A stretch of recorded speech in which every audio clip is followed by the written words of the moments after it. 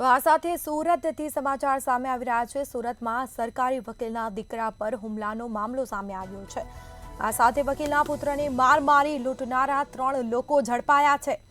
આખરે તેઓને ઝડપી પાડવામાં આવ્યા છે। દારૂડિયાઓએ યુવકના કપડાં ફાડી અને તેને માર માર્યો હતો। પોલીસે ફરિયાદ કરવા ઇનકાર કર્યાનો પણ આક્ષેપ કરવામાં આવ્યો છે।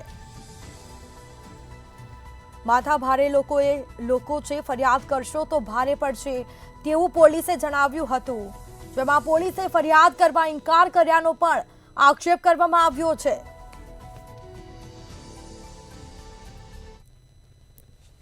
પછી આગળની ગાડી નીકળી ગઈ એટલે મારા સને ખબર નહીં, તો એ લોકો એકદમ ઊભી રહેલી હતી ગાડી, મારા સનની, તો એ લોકો ઘેરી લીધો અને પછી કાચ ખટખટાઈ અને મારા સને કાચ નીચે ઉતાર્યો, તો એ લોકો મારવાનું ચાલુ કરી નાખ્યું। પછી એનો બહાર ખેંચ્યો અને બહાર ખેંચીને પછી એનો જે ચડ્ડો કહીએ આપણે, હાફ પેન્ટ, એ આખું ફાડી નાખ્યું એને અહીંયા, અને અહીંયા બધી જગ્યાએ એને અહીંયા બધા ચાકુ અડાડ્યા એને, અને દારૂ ફૂલ નશામાં હતા। એ લોકો લગભગ 6 એક આરોપીઓ હતા અને એ લોકોએ પછી આના પાસે એની ચેન હતી, એના વોલેટમાં કંઈક 5,000 રૂપિયા હતા, તો એ છીનવી લીધું અને પછી એને બહુ એ કર્યું એટલે પછી આને રિક્વેસ્ટ કરી કે મને જવા દે, કારણ કે હાફ પેન્ટ એનું ફાડ નાખ્યું, અંડરવેરમાં એનું રીલ ઉતાર્યું, આખું વિડીયો। ફરિયાદીની ફરિયાદ લખાવ્યા મુજબ તેમની પાસેથી એક ઘડિયાળ, એક નાનું મોબાઈલ, 5,000 રૂપિયા રોકડા અને એક સોનાની ચેન આરોપીઓએ લૂંટી લીધેલ છે અને તેમની સાથે દુર્વ્યવહાર કરેલ છે અને પછી તેમને જવા દીધેલ છે।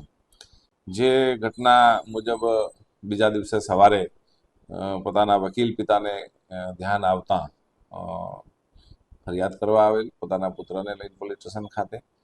તેઓએ જણાવેલ હકીકત અંગે વેરિફિકેશન ખાતરી કરવામાં આવેલ, બનાવ સ્થળની વિઝિટ કરી જોવામાં આવેલ અને આરોપીઓ કોણ છે તે બાબતે પણ તપાસ કરવામાં આવેલ અને તેઓની લખાવ્યા મુજબની ફરિયાદ દાખલ કરવામાં આવેલ છે।